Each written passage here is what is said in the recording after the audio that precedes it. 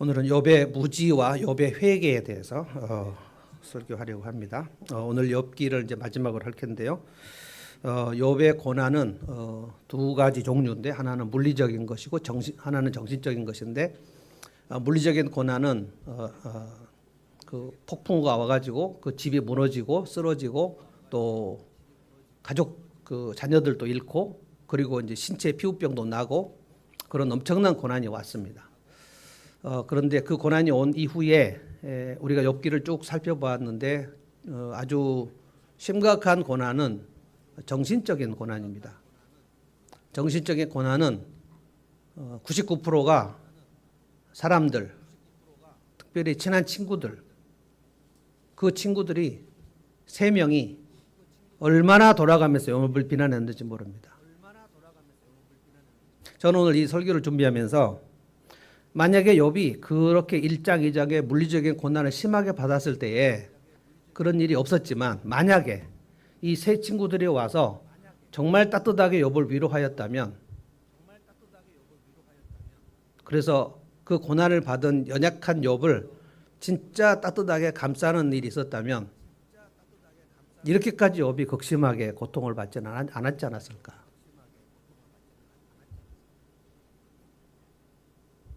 우리 인생에서 대부분의 고난은 물리적인 고난이고 그 다음에 정신적인 고난인데 물리적인 고난이 너무 큰 경우도 많이 있습니다. 재정적으로 파산하는 경우도 있고 부도를 나는 경우도 있고 사기를 맞는 경우도 있고 그리고 누군가와 사별을 하는 경우도 있고 그런데 그런 고난이 있을 때에 하나님께서 우리에게 말씀하신 것은 뭐냐면 그 고난도 엄청 너에게 큰 고난이다. 그런데 그 고난이 이기기가 너무 힘든 것은 그 물리적인 고난에 너를 주변에 너를 사랑하고 알고 있었던 수많은 사람들로부터 정신적 고난을 받는 것이 가장 큰 고난이다.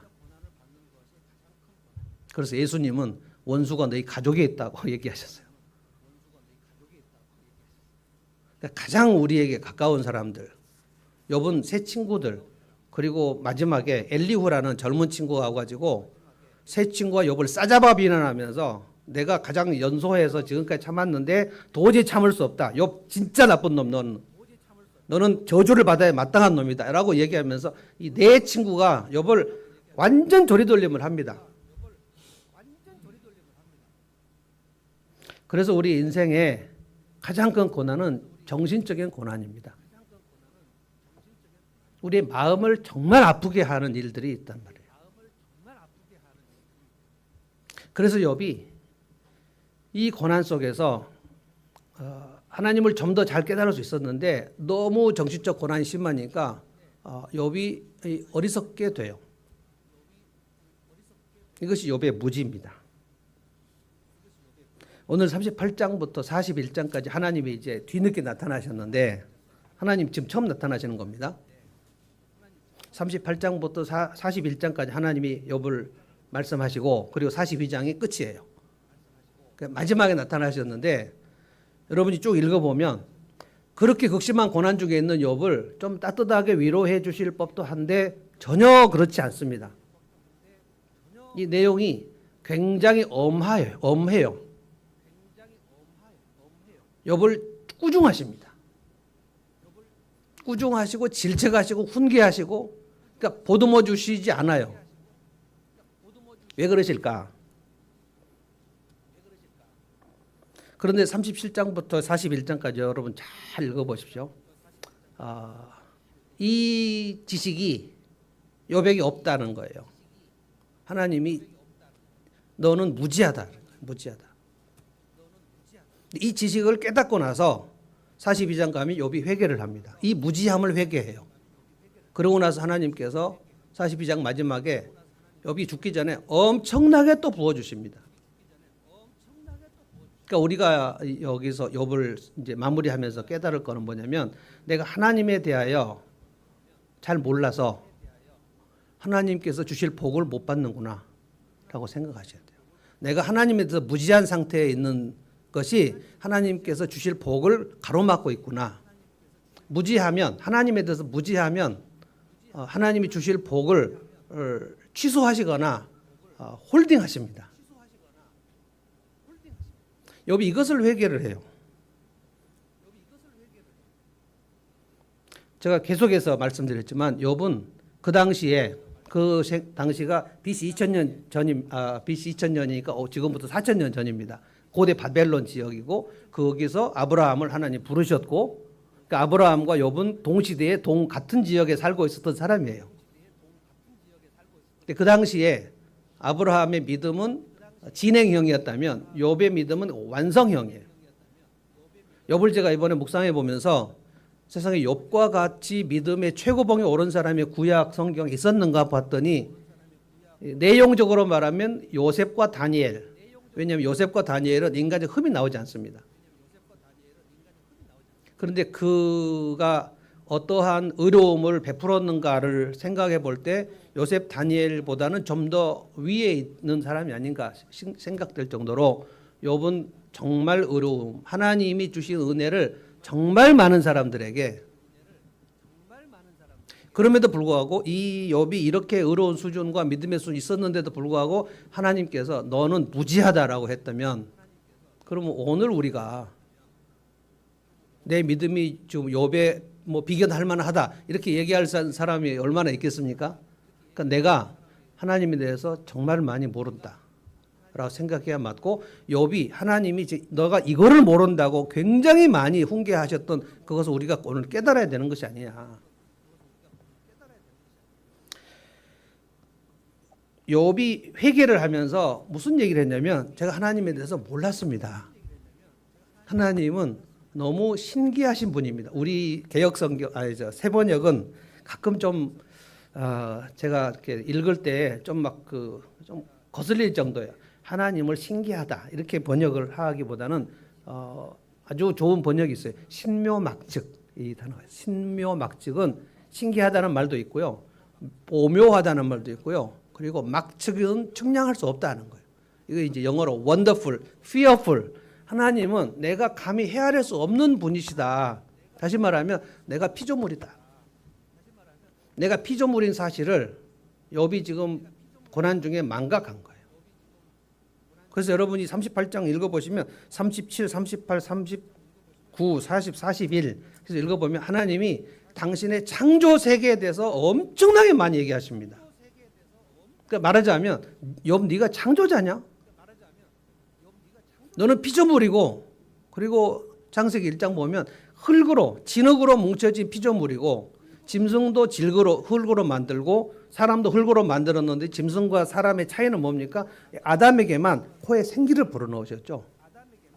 코에 생기를 불어넣지 않았다면 원숭이와 사람은 똑같은데 코에 생기를 불어넣으셨을 때 하나님의 형상이 들어갔어요.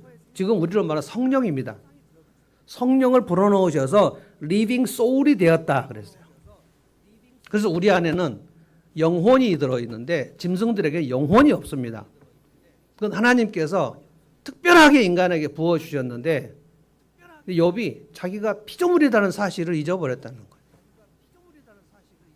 그래서 피조물 욥에게 하나님이 창조주로서 내가 창조할 때 너 어디 있었냐라고 계속 얘기하시죠.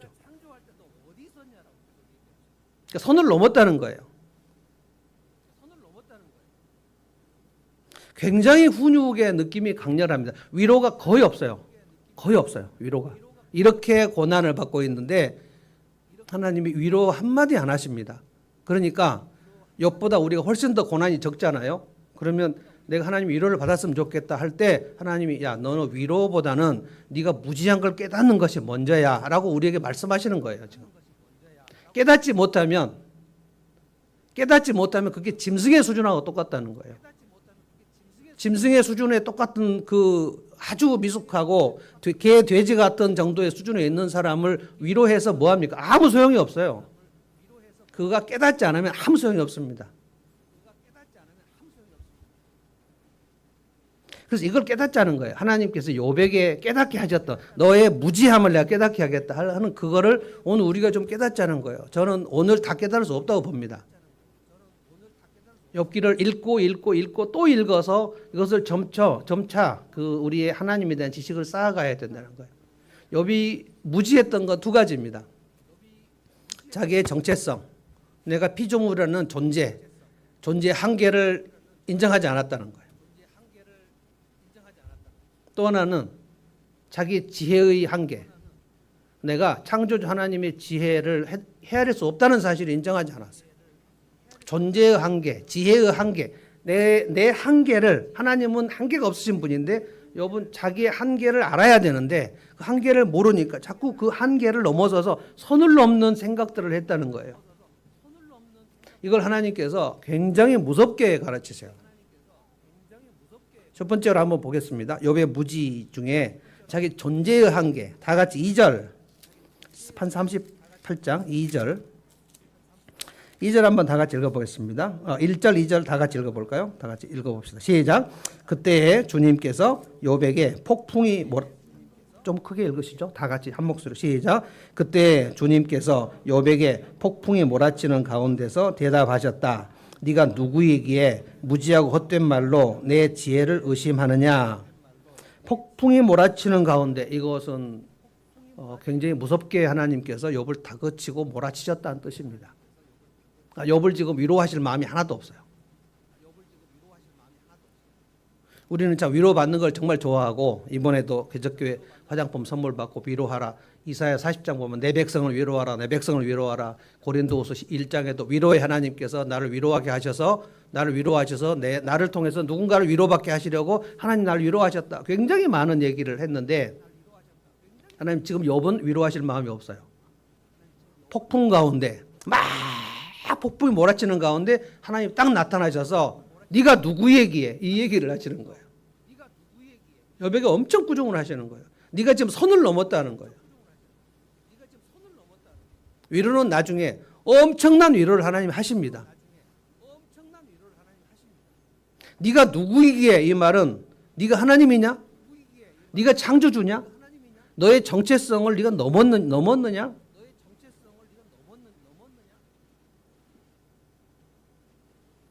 너는 왜 흙으로 지음받은 존재인 것을 네가 잊어버렸지?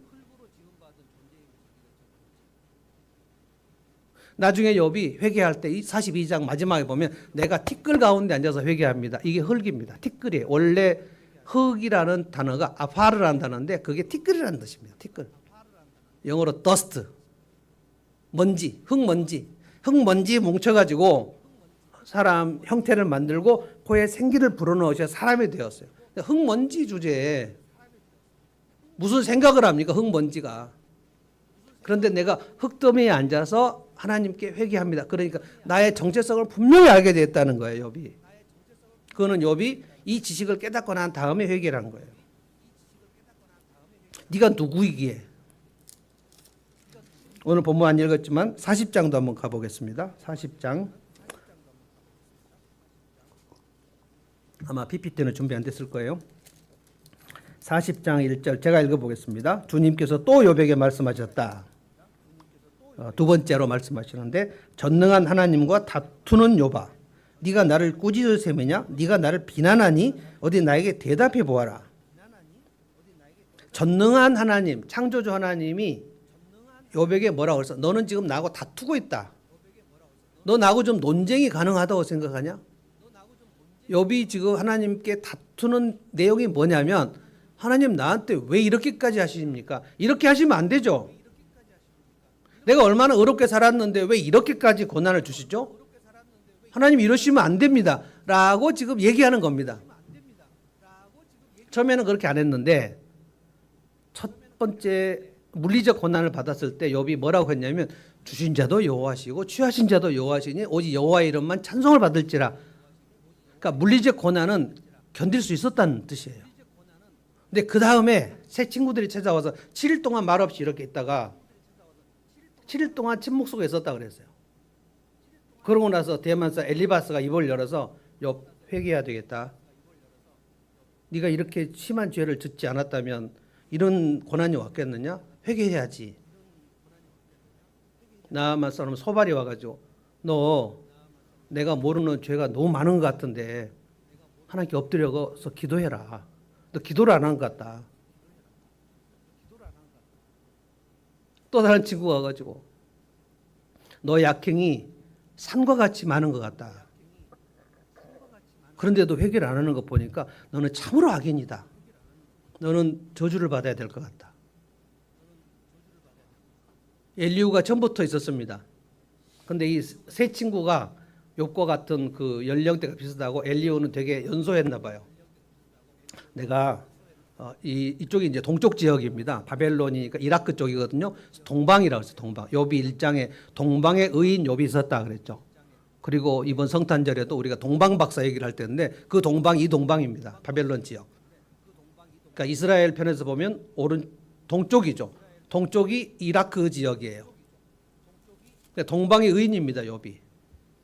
그런데 이 동방에서 그 느낌이 뭐냐면 서양보다 동방은 연로한 사람과 연소한 사람의 이 그 서열을 생각하잖아요. 그러니까 엘리후가 내가 동방에 살기 때문에 연로한 사람들이 얘기할 때 내가 가만히 있었는데 당신들 제 친구들을 보니까 지혜가 없다는 거예요.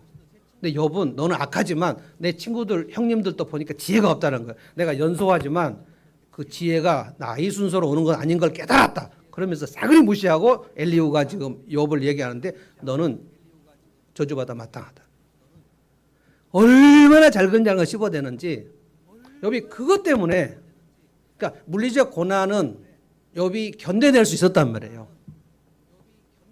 근데 이 정신적 고난, 사회적 비난 이것 때문에 욥이 무너져 버려요.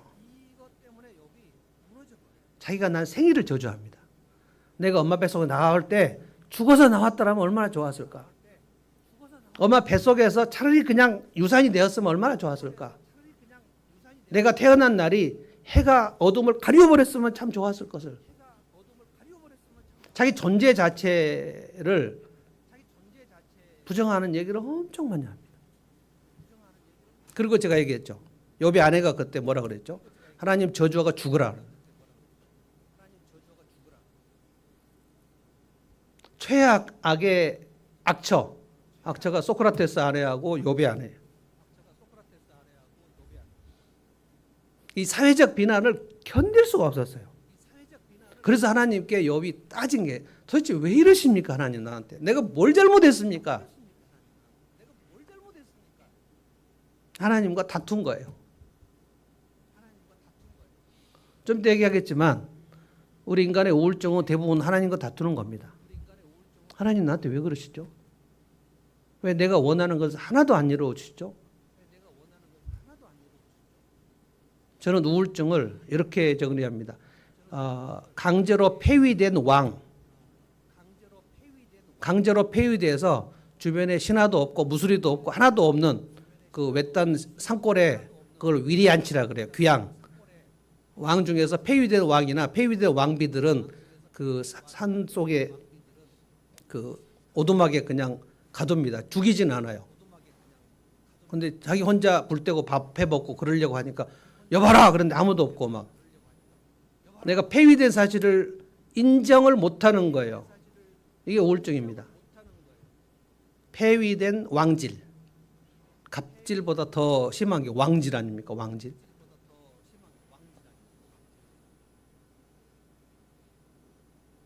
욥이 왜 이렇게 무지했을까?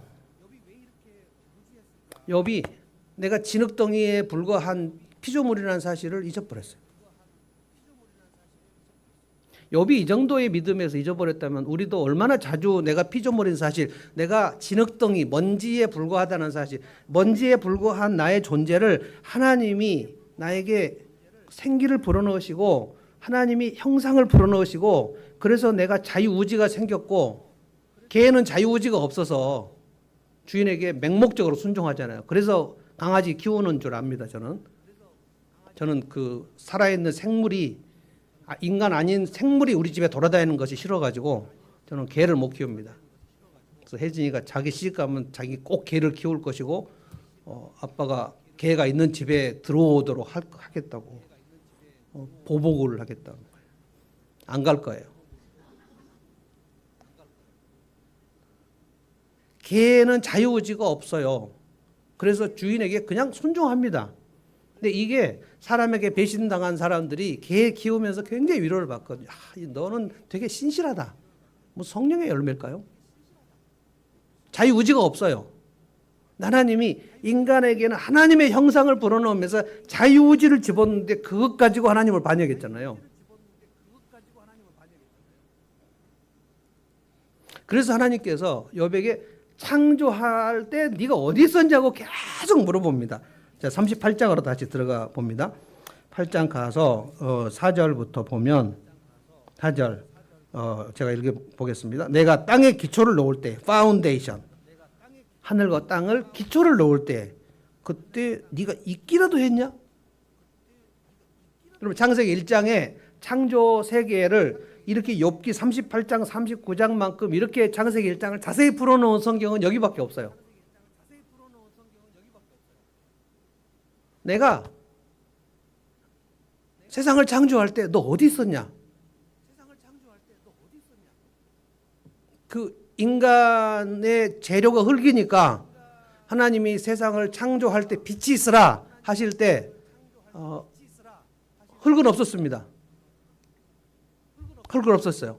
첫째 날 빛이 있으라 해서 하나님이 빛과 어둠을 나누실 때 그 빛은 태양이 아닙니다. 태양은 4일째 창조하셨어요. 태양이 없이 빛과 어둠을 나누셨다 그랬어요. 그때 흘 자체가 없었습니다. 욥 네가 그때 어디 있었지? 둘째 날 하늘을 만드셨다 그랬어요. 여러분 놀랍지 않습니까? 셋째 날 땅을 만드셨다 그랬어요. 넷째 날 해와 달과 별을 만드셨다 그랬어요. 예수 안 믿는 사람은 말도 안 된다. 수억만 년 전에 빅뱅이 일어나가지고 폭발해서 어떻게 하다가 그냥 인간이 됐는데 호모 사피엔스다. 인간은 여러 종류의 인간들이 있었는데 그 여러 종 중에 호모 사피엔스라는 우리 인류가 다른 인류를 다 멸하고 우리가 지금 적자 생존으로 살아남은 거다. 이게 유발 하라리의 호모 사피엔스입니다. 엄청난 유대인 학자인데 세계에서 최고로 존경받는 유대인 학자가 우리 인간을 호모 사피엔스 종이라고, 그리고 네안데르탈인 종, 그러니까 약간 원숭이하고 비슷한 유인원들, 그 우리도 막 그 종류였는데 거기서 쟁탈을 했다가 우리가 결국 승리해가지고 이렇게 황인종, 백인종, 뭐죠? 황백. 흑인종, 이렇게 인간이 살아남았는데 이 인간의 종을 호모 사피엔스라고 한다. 말도 안 되는 소리예요. 그 사람들은 또 우리는 말도 안 되는 소리를 하겠죠. 그래서 이제 크리스찬 과학자들이 이 창세기 1장을 보면서 그래, 인격적인 창조주 하나님이라고는 너희들이 안 믿을 거니까, 불신자들을 향해서. 그러니까 그냥 이렇게 중립적 단어로 쓰자. 뭐 하나님은 뭐 증명이 안 됐으니까 이렇게 정말 우주가 정교하게 이렇게 충돌하지 않고 돌아간다면 누군가 설계한 존재는 있었을 거 아니냐. 그래서 하나님이라고 하지 말고 그냥 지적 설계자라고 하자. 그러면 좀 대화가 되겠냐라고 하니까 그것도 지적 설계자가 누군가 존재한다는 게 그게 말이 안 되지. 그냥 우연히 나온 거라고. 지금 이런 논의가 있는 거예요. 하나님께서 욥에게 너 그때 내가 빛을 만들 때 너 어디 있었니? 내가 하늘 만들 때 어디 있었니? 땅 만들 때 어디 있었니? 그때 욥이 땅이요? 땅 만들 때요? 그렇게 대답했으면 제가 웃길 것 같아요. 그 땅 거기 일부 거기 흙 먼지 그거 저 아닙니까? 이 말이 됩니까 이게?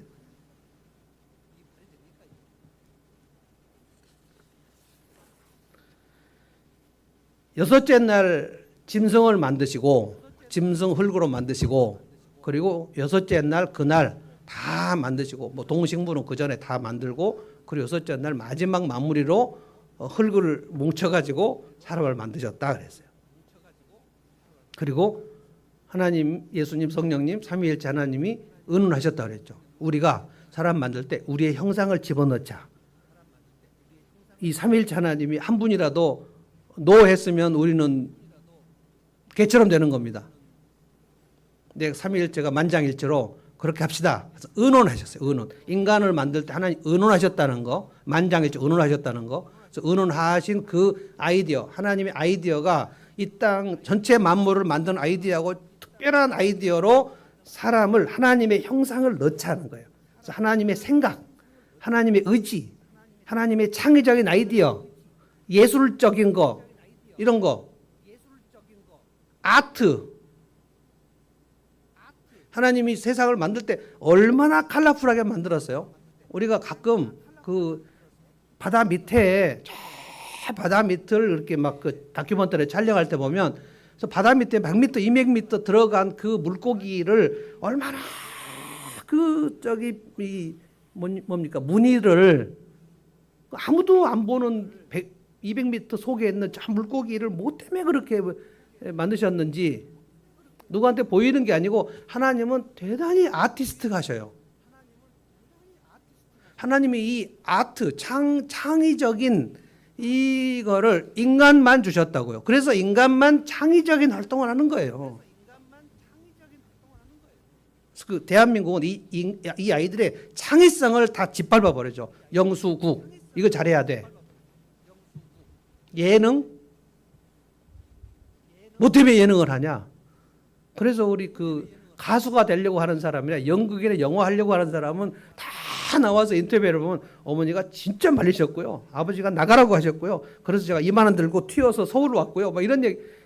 그러니까 부모들이 이 예술을 하는데 이거 해서 밥을 벌어 먹을 수가 있냐? 그러니까 법대 가라.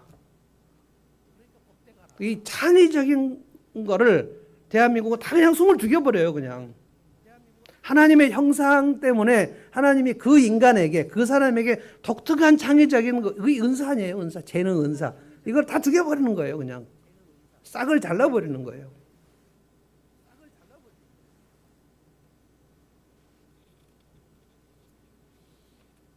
그래서 아담과 하와가 타락하기 전에는 생각을 해보십시오. 타락하기 전에 자기들이 저 개나 돼지나 짐승과는 다른 존재로 흙인데 똑같은 레벨인데 우리에게 생기를 불어넣으셔서 우리가 생각을 하게 됐고 저는 타락 이전의 아담의 존재는 지금 우리 존재하고는 비교도 안 될 만큼 한 수십 배 정도의 능력이 있었던 존재라고 생각합니다. 적어도 좀 쉽게 표현하자면 적어도 초능력은 모든 인간이 다 가지고 있었을 거라고 생각합니다. 좀 코믹하게 얘기해 보자면 대단한 무술이나 내공을 훈련한 사람이 옛날에 뭐 이런 믿을 수도 없는 축지법 같은 거 그래서 막 지나치게 빨리 가거나 좀 날거나 막 이런 종류의 그런 날았다고 제가 말하기는 어렵습니다. 그 성경에 근거가 없으니까요. 그런데 우리 인간이 지금 가지고 있는 이 정도의 기능은 정말 하나님께 반역해서 에덴 동산을 쫓겨난 다음에 엄청나게 수준이 떨어져 갖고 지금 이 정도 된 거예요. 외모도 저는 수십 배로 지금 망가졌다고 봅니다. 저는 하나님이 좀 누르신 것 같고요. 타락해가 좀 누르셨어요. 근데 어떤 놈들은 또 뭐 185 정도 되고 안 누르시고 나는 왜 누르셨는지 어떤 사람은 조금 찌그러뜨리시고 마음도 막 부서진 채로 있고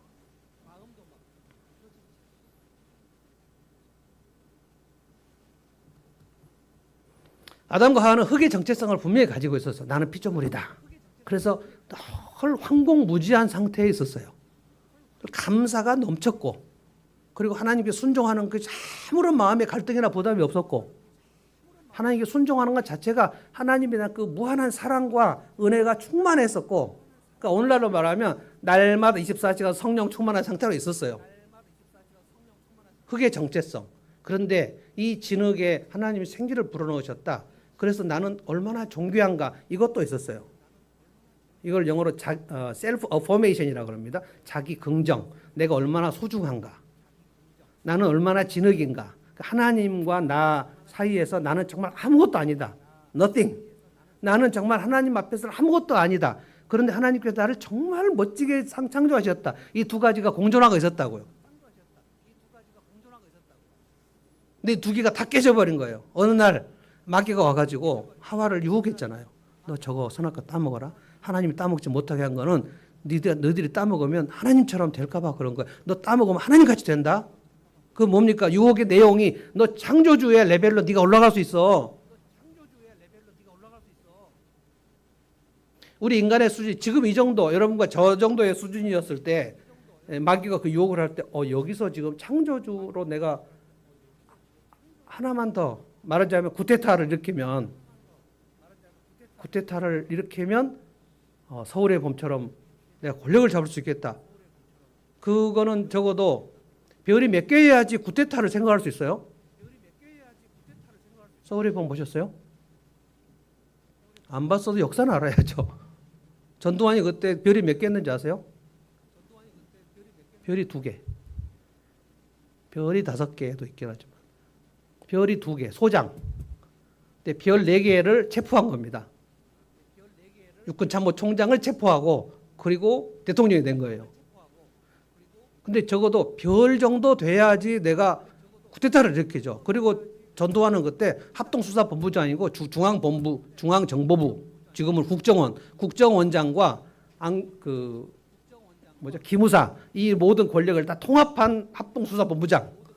그러니까 그 정도 레벨은 되어야 뭐 그걸 잘했다 못했다가 아니고 그 정도 레벨은 되어야 내가 대통령을 생각하죠.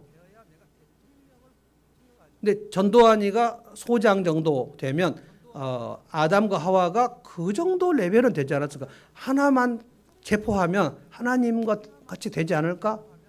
근데 지금 우리는 이등병이 육군참모총장을 체포한다? 저는 그나마 방위 1등병으로 제대했거든요.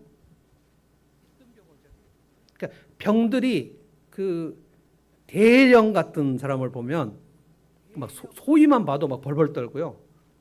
대은이가 그때 군대 갔을 때 거기서 그 하루 휴가를 하러 나와갖고 그 청평에서 밥을 먹고 있었는데 그때 장교들이 들어왔어요. 장교 들어오니까 얘가 막 갑자기 막 떨면서 막 이러면서 대은아 왜 그랬대? 저 왔다는 거예요. 야 밥 먹어 봐. 그랬더니 저 왔다는 거예요. 그러니까 장교들이 딱 들어오니까 딱 얼어버리더라고요. 그러니까 이 병들이 별을 보면 별이 떴다 그러면 그냥 병들은 다 들어가라 그럽니다. 어디 걸리적거리지 말고 다 숨어 있어야 돼요. 사단장 같은 사람 오면은 적어도 이렇게 장교들이 나가서 맞이하지 병들은 보이지 않아야 됩니다. 어떻게 제가 방해받을 때 내가 육군참모총장을 체포하고 내가 대통령이 돼야 되겠다 이런 생각을 어떻게 합니까? 얼차려나 혹시 안 받으면 참 좋겠다 이 생각하고 있는 거죠. 그러니까 아담과 하와에게 마귀가 꼬실 때 유혹을 할 때 아담과 하와의 상태가 얼마나 지금 그 하나님이 높은 레벨로 올려주셨는가를 생각해 봐야 돼요.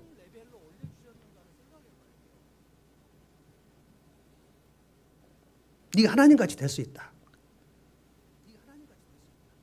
그래서 그 아담과 하와가 내가 흙이라는 정체성, 내가 피조물이라는 정체성이 딱 깨지면서 그래 한번 내가 쿠데타 일으켜서 하나님처럼 돼보자.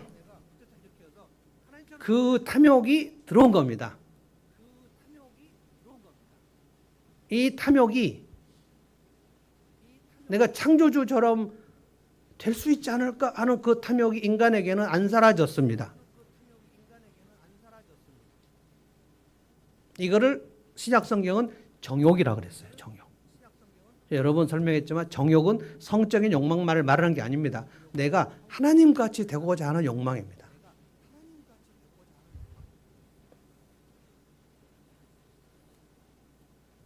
그러니까 진흙덩이 주제에 내가 저 토기장이의 위치로 올라가면 안 되는가? 그릇 주제에 이체를 가면 그 조각가들이 많잖아요. 이 조각가가 만든 컵 하나가 내가 저 조각가의 위치로 가야 되겠다. 위치를 이탈하면 그 그릇을 깨버리겠죠.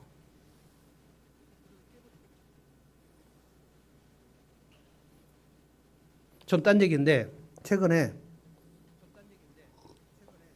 우리 김원혜 목사님이 저한테 동영상 하나를 보내줘갖고 제가 동영상을 쭉 읽었더니 아주 가공할 만한 그 상황이었어요.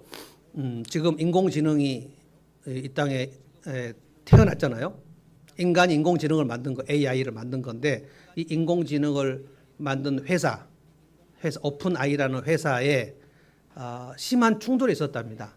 인공지능 오픈AI는 일론 머스크도 같이 참여했다가 이 오픈AI 회사가 너무 심각하게 인공지능을 인간을 거역하는 인공지능 회로를 넣을 것인가 말 것인가를 가지고 심각한 논의를 했는데 인간을 거역하는 인공지능을 만든 인공지능이 나오면 엄청난 돈을 벌 수 있기 때문에 이 오픈 AI 회사에서 의논을 했다가 그 인공지능을 인간을 반역하는 칩을 넣자라고 했던 사람 샘 올트먼이라는 사람을 그 오픈 AI 회사의 이사회가 해임을 해버렸어요.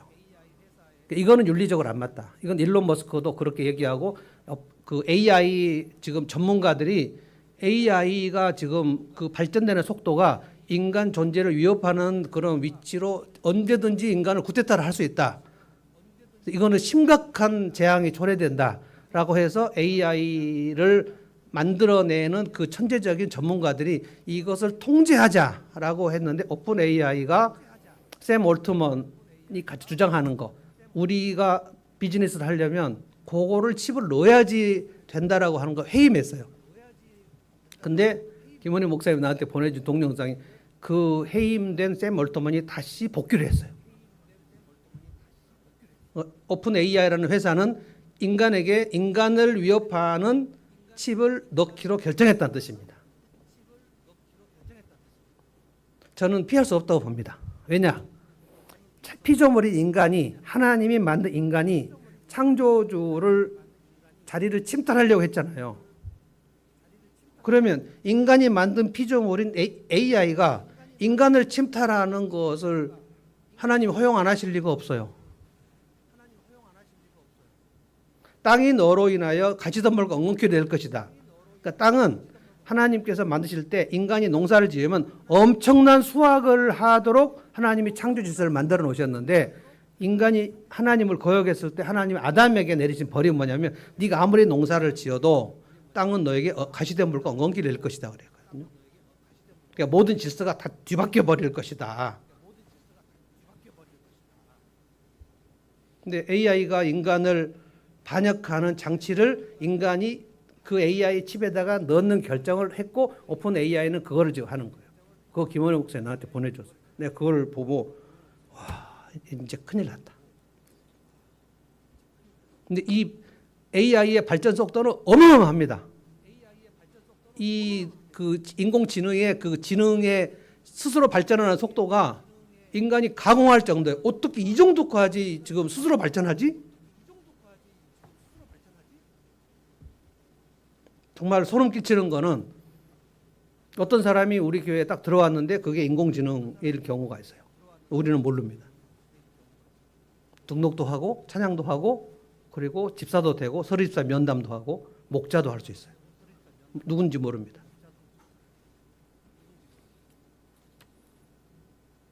이거 그냥 제가 너무 획기적이어서 말씀드렸고요. 인간은 그래서 갓 태어나면 제가 이제 그 심리학 공부했잖아요. 거기에 제가 그때도 제가 소름 끼쳤던 것이 뭐냐면 갓 태어난 아기는 자기가 전능하다는 환상을 가집니다. 전능감이라고 그래요. 전능감. 그러니까 내가 원하는 대로 된다는 확신을 이 갓 태어난 아기는 가져요. 그게 뭡니까? 창조주의 정체성이에요. 우리 모두가 그 정체성을 가지고 있어요.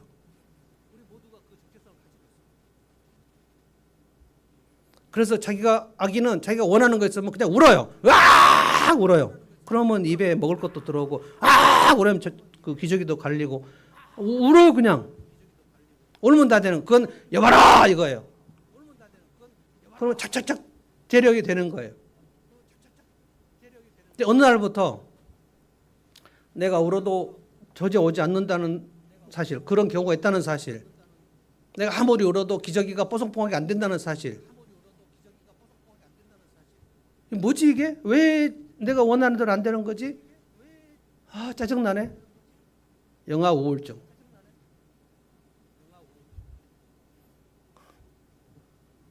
아이가 우울증에 걸리는 거예요.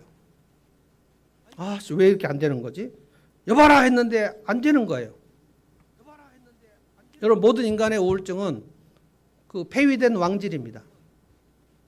내가 창조주 하나님일 것이라는 그 전능감의 환상을 내가 원하는 대로 돼야 된다는 거예요. 근데 안 되잖아요. 세상에 태어나서 내가 원하는 대로 되면 그게 하나님이지. 그래서 인간은 짜증을 내는 거예요. 도대체 왜 안 되는 거냐? 엄마한테 짜증 내고 아빠한테 짜증 내고 형 짜증 내고 왜 원하는 대로 안 해주는 거냐? 그 길바닥에 막 들어놓고 막 이게 분노의 핵심입니다. 이게 하나님이 지금 욥에게 너는 스스로 창조주의 정체성을 네가 가지고 있는 것 같은데 너의 존재의 한계를 너 선을 넘었어. 너의 자유의지가 내 하나님의 주권을 침탈할 수 있다고 생각하냐? 네가 세상이 맘대로 네 맘대로 돌아가야 되냐?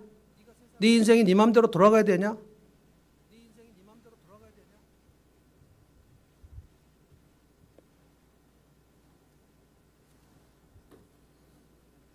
욥이 이제 이것을 가지고 심하게 그 고통을 받는데 하나님께서 그걸 깨닫게 하셨을 때 욥이 42장 마지막에 뭐라고 회개했다고요? 하나님, 제가 아무것도 모른 채로 하나님께 따졌습니다. 저 티끌 중에 잿더미에 앉아서 하나님 앞에 회개합니다. 그러니까 내가 피조물인 것을 기억하게 해달라는 거예요. 여러분, 이 지식을 소유하셔야 돼요. 날마다. 왜냐하면 날마다 우리는 창조주인 것처럼 내가 하나님인 것처럼 그 증상이 우울증이란 말이에요. 짜증이라고. 왜 내 마음대로 안 해줘? 이거예요. 사춘기가 되면 이 폐위된 왕질이 극도에 달합니다. 왜 내 마음대로 안 해주냐? 제가 여러 번 얘기했잖아요. 사춘기의 메시지는 후원은 하되 간섭을 하지 말라.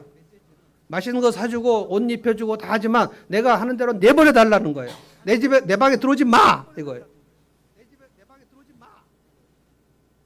그러고 나서 30, 40 지나서 이제 50쯤 넘어가면 다시 갱년기가 옵니다. 이때 또 갱년기 우울증이 올 때 또 심하게 도대체 내 인생은 왜 그러냐? 뱀 허물 껍질을 벗어지듯이 이렇게 됐지. 왜 내 마음대로 되는 게 하나도 없지?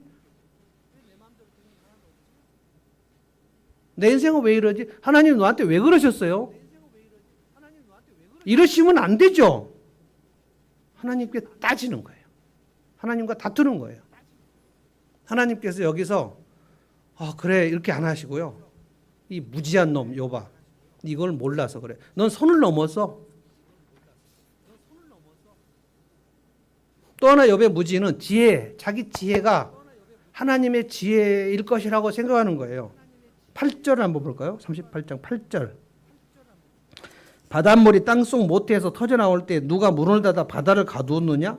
그럼 바닷물을 땅에서 출생하는 것으로 말씀하셨습니다. 땅에서 바다가 출생했다. 아주 시적인 표현을 쓰셨어요.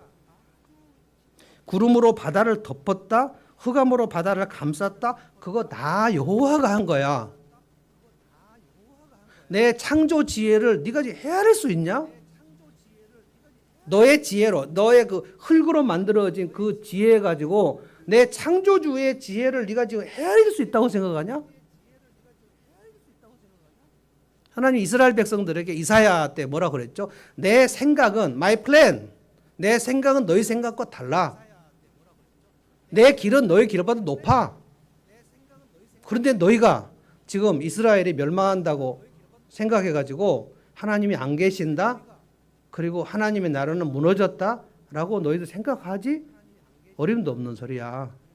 이스라엘은 무너지고 예루살렘 성전은 초토화될 것이다. 그러나 나 여호와 하나님의 나라는 영원할 것이야.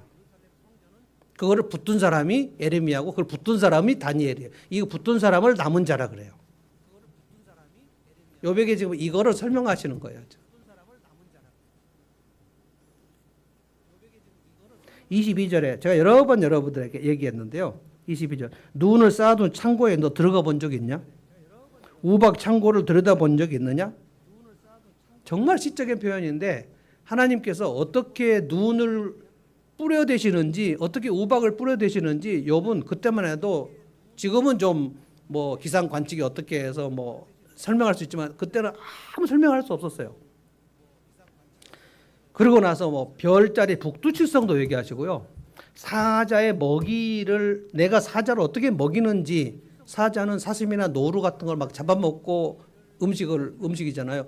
그 모든 자연 법칙, 세렝게티에서 있는 그런 자연 법칙도 하나님께서 그렇게 그 질서가, 자연 질서가 그렇게 돌아가도록, 그러니까 육식 동물이 초식 동물을 잡아먹는 그런 일들을 욥은 그 원리를 다 몰랐다는 거예요. 계속 하나님이 창조된 자기의 지혜에 대해서 얘기하십니다. 너 아냐? 여기 가봤냐? 바다 끝에 들어가 봤냐? 그리고 엄청난 두 짐승 베헤못 39장 40장 15절 한번 가보기만 합시다요. 40장 15절에 보면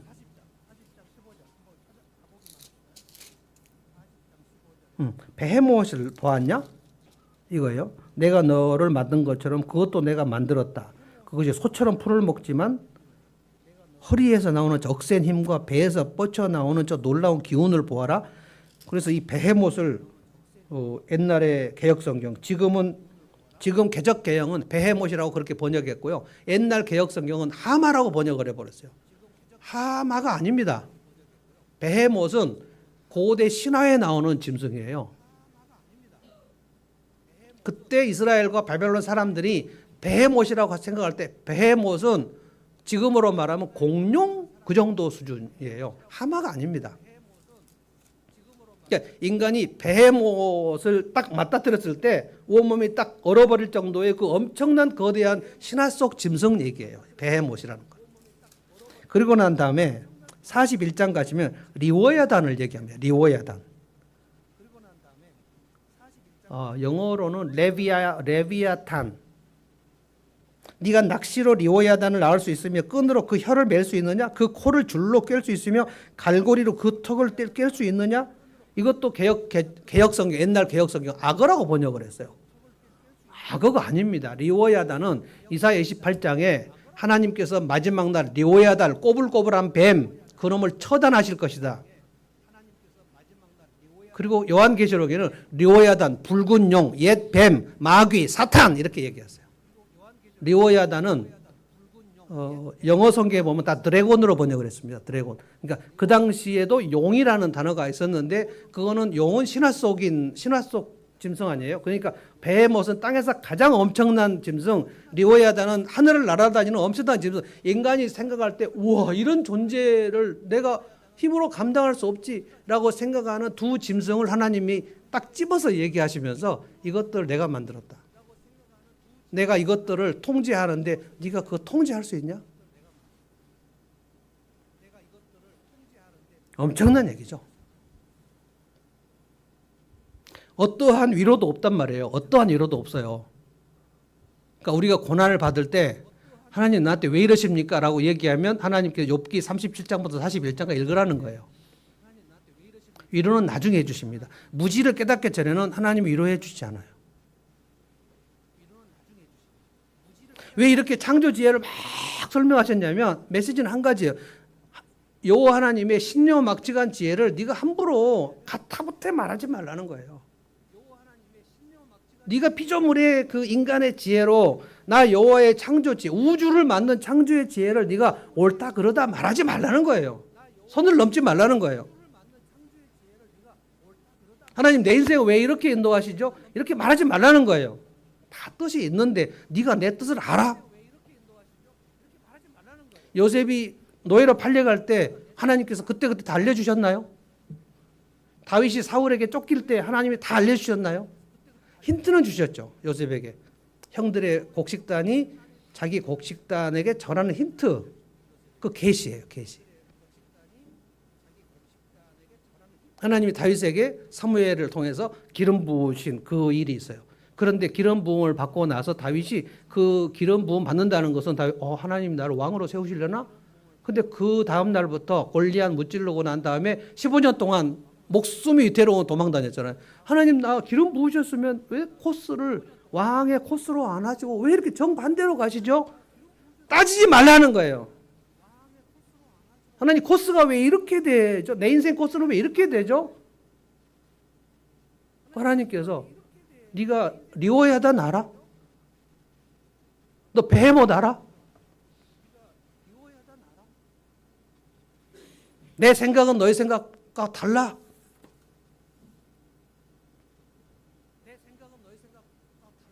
욥은 어떻게 생각했냐면 29장에 보면 욥이 고난 속에서 뭐라고 했냐면 내가 하나님이 주신 풍요가 있었을 때 내가 정말 많은 사람들을 돕고 내 동네에서 나의 도움을 받지 않은 사람이 없고 그래서 욥은 뭐 생각했냐면 나는 늙었을 때 노후나 말년에도 이 정도의 풍요를 쭉 누리다가 평화롭게 인생을 마무리하겠지. 나는 보금자리에서 누워서 숨을 거두겠지라고 생각했다고 말했어요. 고난 받을 때. 옛날에 풍요로울 때 내 풍요가 끝까지 계속 될 것이라고 나 생각했었는데 근데 그 소박한 기대 그냥 이대로 내가 평안한 가운데 인생을 마치고 하나님의 선한 일을 많이 하고 존경받으면서 고난 없이 그렇게 죽으면 될 것 같았는데 하나님이 그걸 다 사사조각 내버렸잖아요. 근데 하나님 왜 나한테 내 말년 이렇게 하시냐고요? 라고 했어요. 하나님이 욥이 내일 일을 자기가 계획하는 것을 부수세요. 야고보서에 너희가 내일 그리고 내년에 어디 가서 장사를 하면 내가 이제까지 장사 수완이 있는데 이 장사로 하면 큰 돈을 벌 것이다 라고 함부로 말하지 말라는 거예요.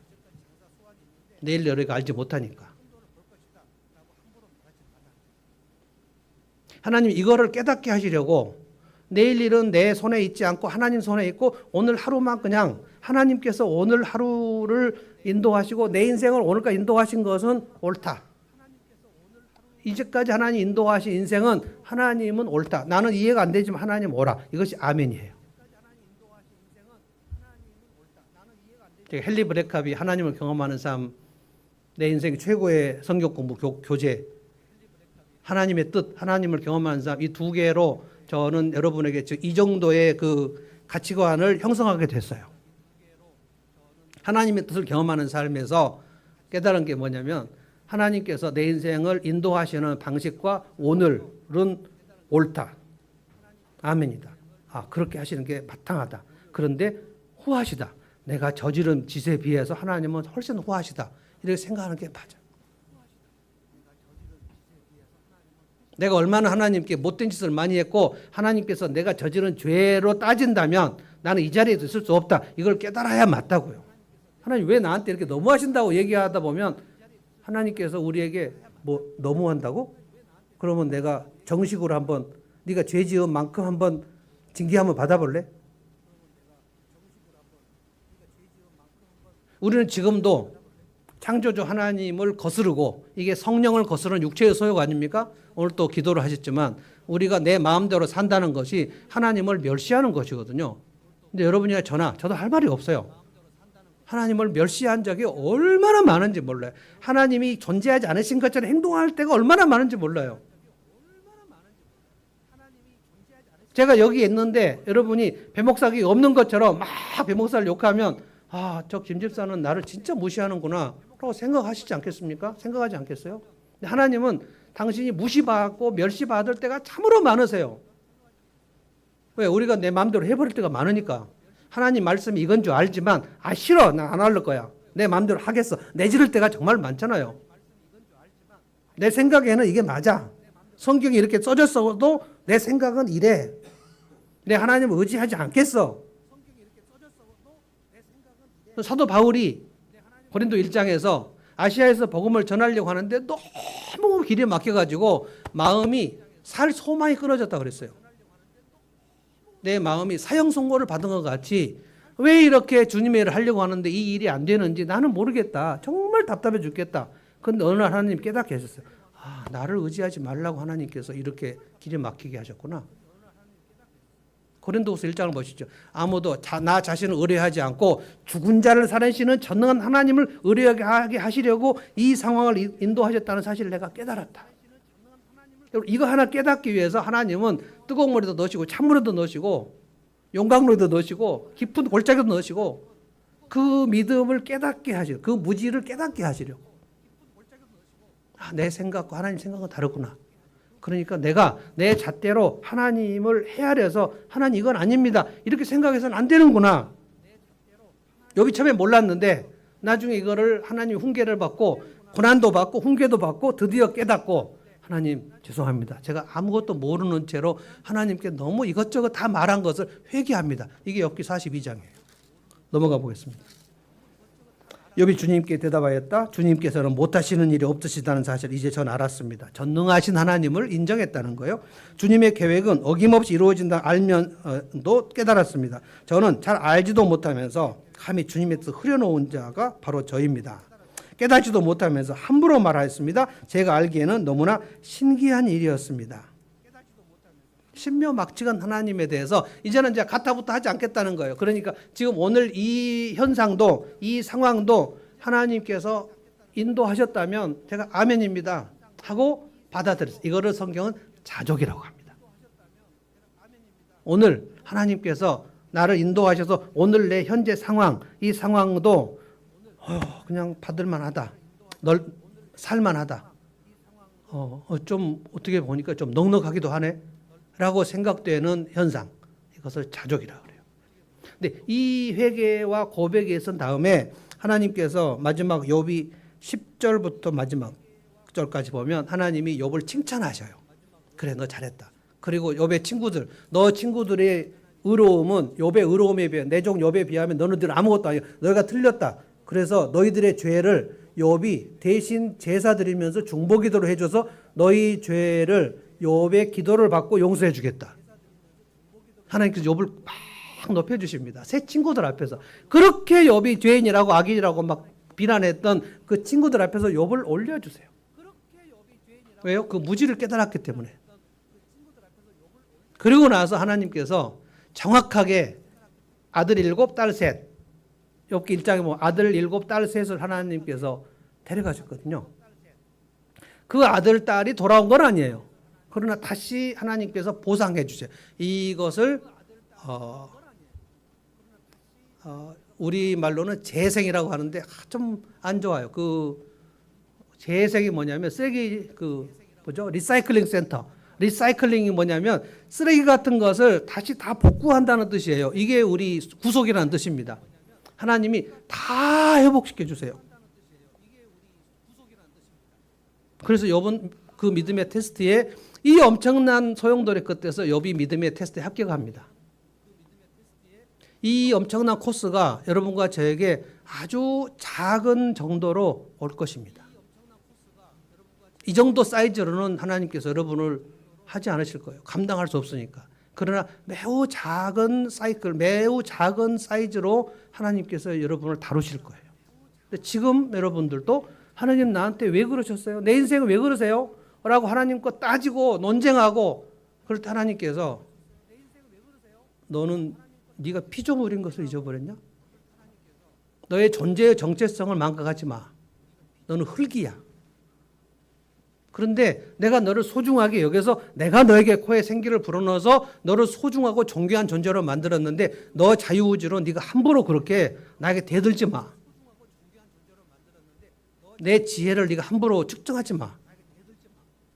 이 두 가지 지혜, 이 두 가지 지식을 여러분과 제가 장착할 수 있기를 바랍니다. 장착하면 굉장히 삶이 개운해집니다. 그리고 하나님이 야 그래 내 종이 드디어 이것을 깨달았구나. 이게 자족이에요. 사도 바울도 엄청난 훈련을 통해서 자족에 이르렀다 그랬어요. 내가 자족을 배웠다 그랬어요. 풍부에 처할 줄도 알고 빈궁에 처할 줄도 알고 감옥에 갇혀도 괜찮고 뭐 넉넉한 음식을 먹어도 괜찮고 그냥 나는 일체의 비결을 배웠다 그랬어요.